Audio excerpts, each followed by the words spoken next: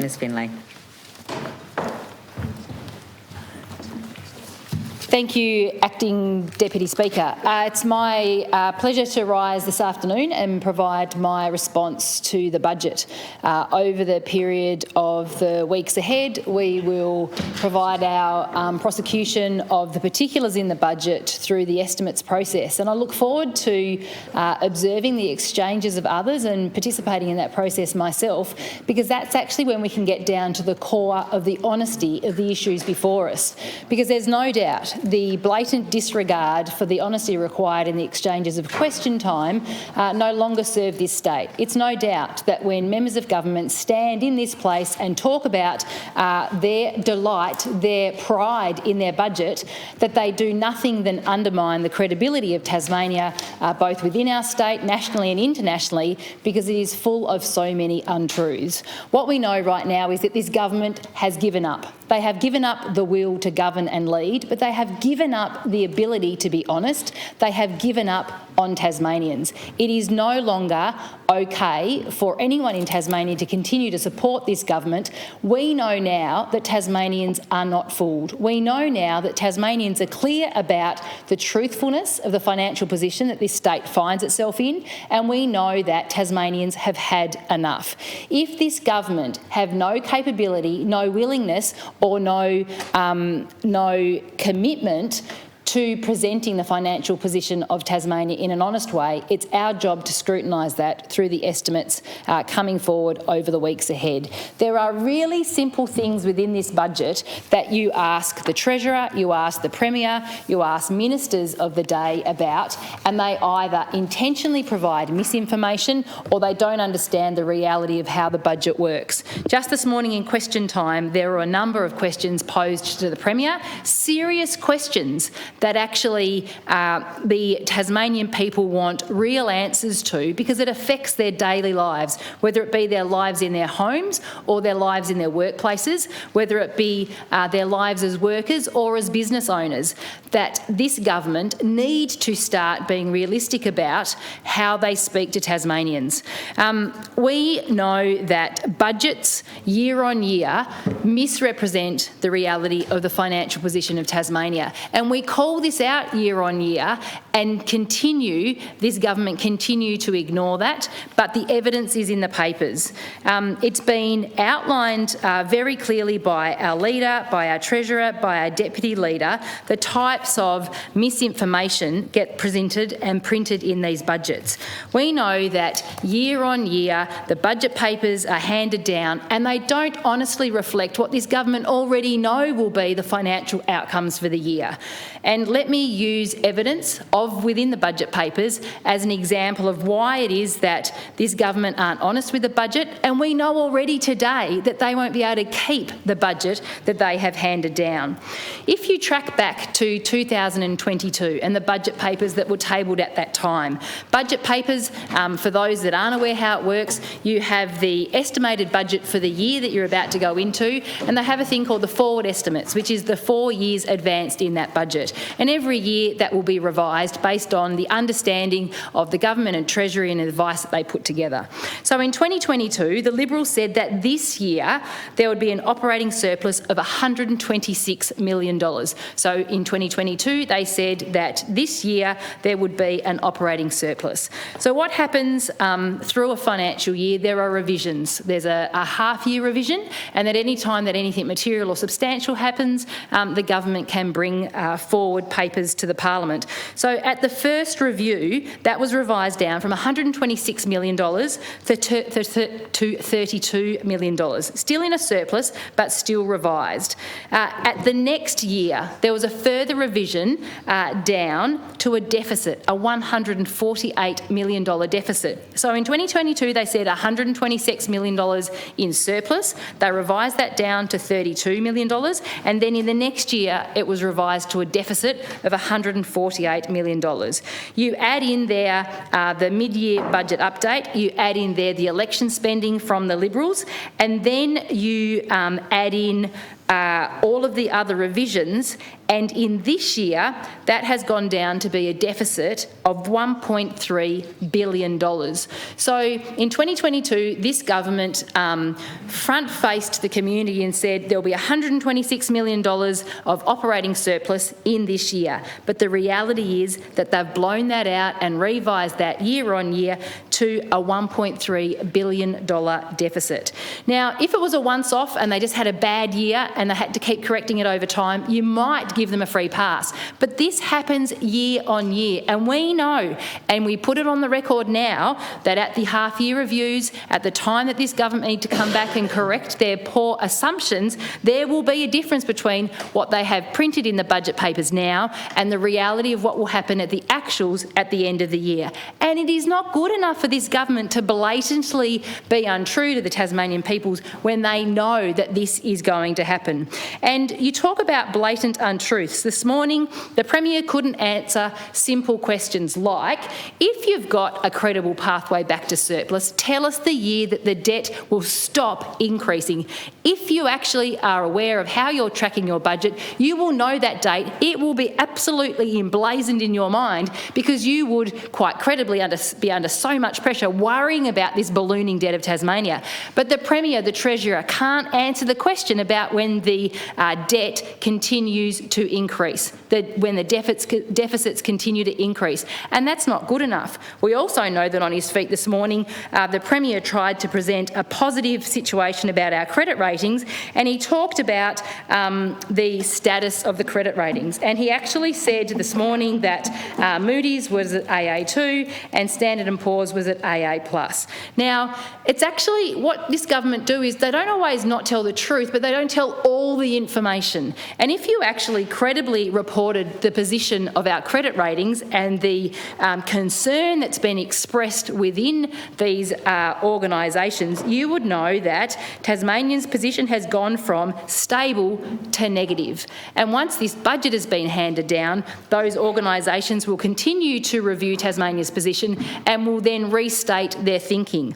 As our credit ratings deteriorate, our interest costs increase. And so the amount that Tasmania at the moment has written in the budget papers that over time will be the amount that we pay, not to pay down the debt, but that we actually pay to maintain payments against those debts, will actually continue to increase. But again, the Premier was asked that question and couldn't tell us what he thought the increase on that would be.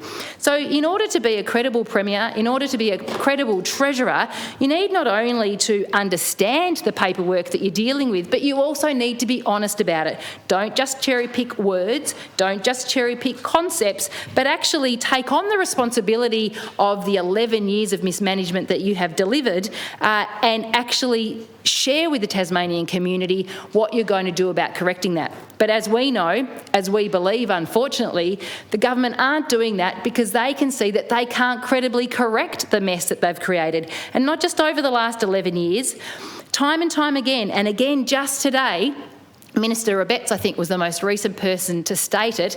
They use the emotional permission of COVID to define why their debt and deficits are so bad. They pull on the Tasmanian people who collectively, us included, said that at that period of time there was a reasonableness with the significant spending that occurred to protect Tasmanians. However, that is long past. The debts that this government came into when they entered government, the responsible debts that went through in the COVID period, are now no longer at play. And what we know is that as this Premier has been the leader of a minority government in Tasmania, the financial situations of Tasmanians and Tasmania, our economy and our people, has worsened. This Premier has stood across the worst 3 financial outcomes in Tasmania's history. This Premier has driven the debt and driven the deficit so deep that it almost will be impossible for a future government to correct. We know that this Premier, the Treasurer, this government are sending Tasmanians broke, and it is no longer okay, to the point where it's possible that Tasmania will need a bailout. Now, when you talk about the reputation of Tasmania, you talk about the credibility of Tasmania.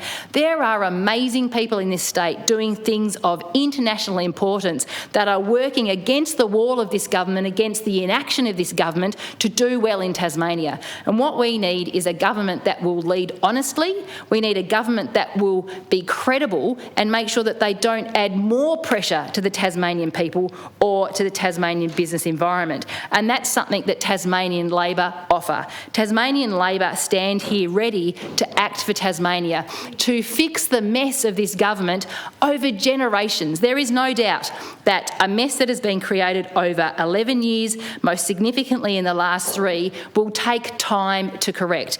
It will require considered, thoughtful, active responses in a way that this government have been unable to do. We know that because the Liberals have given up, because they can't manage money, that people have lost trust in them. But what Labor have said that we will do is be responsible with the budget, but aggressive in the economy. This government this morning and in recent times speak as though they have created and generated about $30 billion worth of potential investment in Tasmania in terms of a pipeline of the future of activating our economy. But what we know is much of that is in the renewable energy space. And this government have sat on their hands and not taken the action required to deliver those investments in Tasmania. And much of that investment is in regional Tasmania, the part of Tasmania that needs support in their economy. Our Tasmanian people need that support. Yes, there's been recent announcements. Wowzers, can you imagine how long it's taken and how patient capital has been in Tasmania? Recently, a positive announcement about the support of Able Energy, Zen Energy at Bell Bay. But announcements are not enough. And what we know about this government is that they continue to make announcements but don't back it up with action. Now, one of the critical pieces of infrastructure required to actually deliver outcomes in that area is water infrastructure. And where on one hand this government make positive announcements just in time for a budget week, just in time for scrutiny where they've done nothing up until this point, they make announcements, but can they follow it up with action? I know that the farmers of the Tamar Valley have been waiting for a long time for confirmation of this in order to support their Tamar Valley irrigation scheme. But we have different conversations occurring in the community with different sectors and different levels of confidence that this government can actually deliver that. Tasmanian Labor stand ready to support our renewable energies. We continue to support our traditional industries, our salmon industry, aquaculture. We support mining and forestry. We are ready to continue to activate the economy, particularly in regional Tasmania, because we know that's what it's going to take to fix the mess of this government. In the north of the state, talking about our northern economy, one of the things that Tasmania is seeking to do is to ensure that we support safe, well-paid, secure jobs. And we know that in the winter months, economies are much more difficult. Tasmanian Labor, in our leaders' budget reply speech, announced $20 million of redirected savings to ensure that we can stimulate the outcome for the conferencing centre in Launceston. There has been a mountain of work done by our local chamber, by the council, by our different peak bodies that understand the importance of our tourism dollar, our business events dollar, our nighttime economy dollar, and what that does in a community like Northern Tasmania. Because a conferencing centre will be based in Launceston doesn't just support the city, but it supports the region. It supports a range of different sectors, and most importantly, it supports the community with good ongoing jobs. We've seen the benefit of the Bacon vision of having football in the north at York Park and what that did in our winter months with the attraction of Hawthorn. We know how vital that is, and we know in future years that's going to be critical to continue. The savings that we've found by the wasteful spending of this government can be redirected. A large amount of savings and a small amount of money redirected to support the Launceston Conference Centre is key to the support that Tasmanian Labor want to provide to the northern economy.